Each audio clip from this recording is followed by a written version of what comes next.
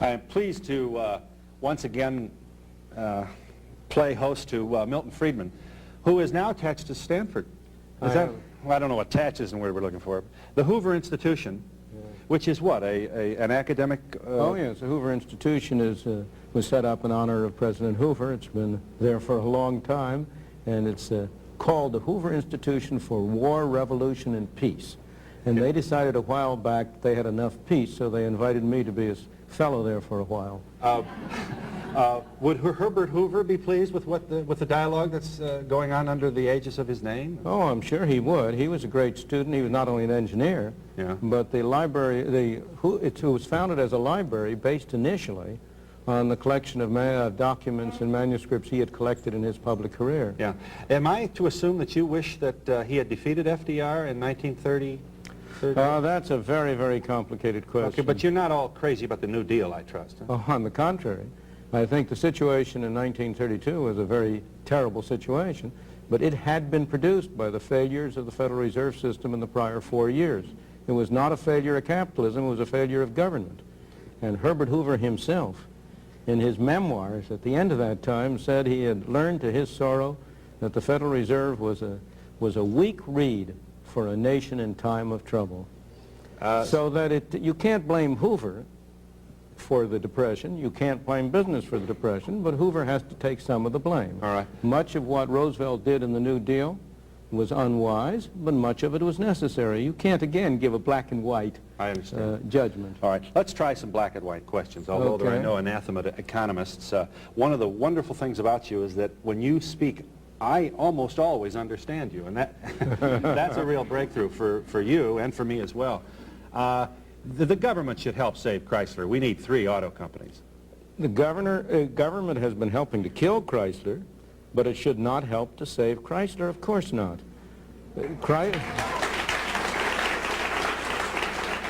This is a private enterprise system.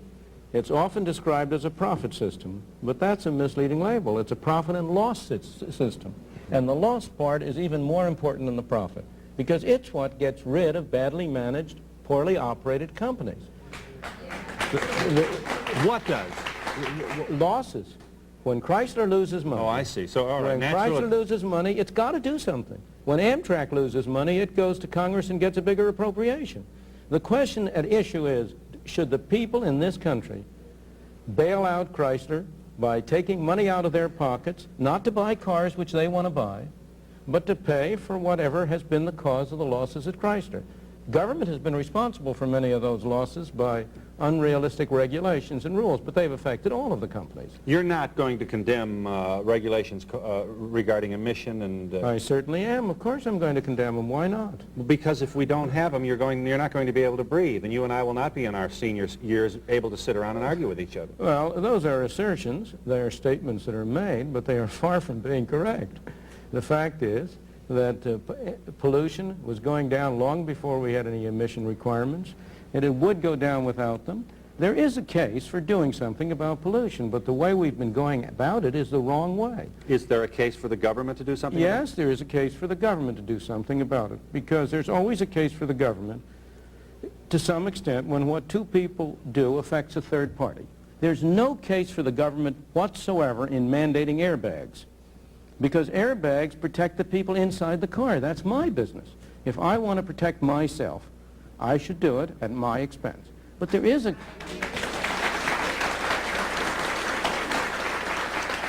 But there is a case for the government protecting third parties, protecting people who have not voluntarily agreed to enter.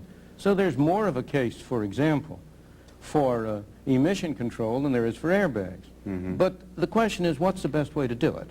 And the best way to do it is not to have bureaucrats in Washington write rules and regulations saying that a car has to carry this, that, or the other. The best way to do it is to impose a tax on the amount of pollutants emitted by a car and make it in the self-interest of the car manufacturers and of the consumers to keep down the amount of pollution in that way. But how would you put a monetary value on particulate matter which is emitted from the end of an exhaust pipe? You do it now. What do you mean, how do you do it?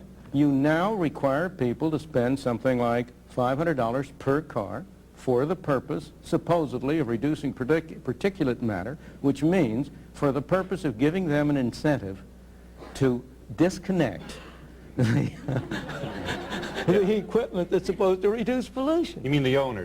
People are going out of their way. Yeah. Same with the buzzer. I assume that you... have you ever met Ralph Nader? Of course, I've debated Ralph Nader many times. And I assume you feel that... what is it that troubles you about him? I think he's wrong.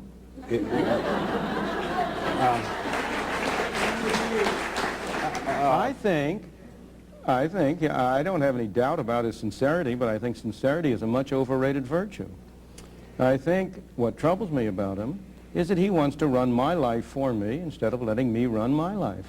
Let's just take a couple of things. If it weren't for Ralph Nader, we would still have those ornaments on the hoods of cars which impale babies and women and children crossing streets. We would still have an auto industry which is totally focused on cosmetics at the expense of sound automotive engineering. We would still have we'd still have an automobile business and its ancillary supplier of tires with difficulties that would be sent out to the public without regard to any problem at all of being asked to account for them. You know, the problem with claims like that is that they don't stand up to the facts. Now, take the most famous case. You know Ralph Nader got his start by a book called Unsafe at Any Speed. It referred to the Corvair. Do you know that 10 years after he launched his attack and persuaded the public at large that the Corvair was an unsafe car, the federal government finally got around to investigating the safety of the Corvair. And its official report concluded that the Corvair was a perfectly safe car, just as safe as the alternatives available, and that Ralph Nader's claims were completely unjustified. Yeah. Why? So that similarly with all of those extravagant claims, which I know you're not making on your own behalf, you're the devil's advocate, and a very good devil, too. Thank you, I think. And a very good advocate, too. So, but the trouble with all Excuse me, I just want to make this point, Professor Friedman. You are using the United States government, whose post office is often referred to by you in columns, in speeches, and in writings as an example of what happens when you give what ought to be the private enterprise's business to the United States government. Now you turn around and use this United States bureaucracy to support your defense of Ralph Nader. I mean, why should I have any more confidence in the government's review of the Corvair than in the government's operation of the post office? You shouldn't. I have no more confidence in well, you that. certainly cited it to I beg suggest... your pardon. I just have as much confidence in it as I do in Ralph Nader's evaluation. So we're evensies then? That's right. So All then I say either... is there is no evidence. No one, neither Ralph Nader nor anyone else, has ever presented any evidence that justifies his charges. No one has presented evidence to justify the kind of charges you're making, and those charges are simply untrue. It is not a fact that the world would have come to an end but for Ralph Nader. But more important, take one of those charges, that the cars would be devoted to cosmetics. If people want to spend their money on cosmetics, why shouldn't they? You mean to say you should be prohibited by the government from doing whatever you do to have to give a nice cosmetic image to your viewers? No, I guess I'm thinking that if we just leave it to Detroit, if we had just left it to Detroit in your own laissez-faire and you're wearing your Adam Smith tie today... always wear it on TV. I know. Let me tell you what I think. Let's just tell me what's wrong with this. Sure. If we just, you know, tell now Ralph Nader to go somewhere else and complain. Sure. And let's let Detroit and the free enterprise system handle this. Here's what we would not have. We would not have collapsible steering wheels. We would not have padded dashboards. We would not have spring-loaded ornaments that bend back so that you minimize injury in the case of hitting a pedestrian. You would not have... Well, first of all, I have no reason to suppose that's true. Long before Ralph Nader came on the picture, the automobile industry had made cars increasingly safe. Brakes had become better. The protection and the bumpers had become better. The doors had become better. When it turned out they were defective, the automobile industry introduced them. Almost all of the developments in automobile in that direction had arrived and were on the way long before Ralph Nader came along. But if you didn't have Ralph Nader, if you hadn't had that movement, you also would have cars considerably cheaper. You'd have them available to a much wider range of people. They would be using less gas than they do now, not more gas than they do now. After all, the thing that amazes me about people who make statements like this is their neglect of history. This country went for close to 200 years without a Ralph Nader and without these regulations. And that was a period in which this country had its greatest growth, in which people streamed to it from all over the world and were able to make a better life for themselves and their children. If you take the automobile industry in particular, since Henry Ford really revolutionized it, it transformed the nature of life in this country. The automobiles improved tremendously. They came down in cost relative to other goods. The effect of the kind of regulations you now have has been to make automobiles not more safe, but less safe. Why? Because by making them more expensive, they make it pay to keep an old car on the road longer. The average age of cars on the road has gone up, and old cars are less safe than new cars. By making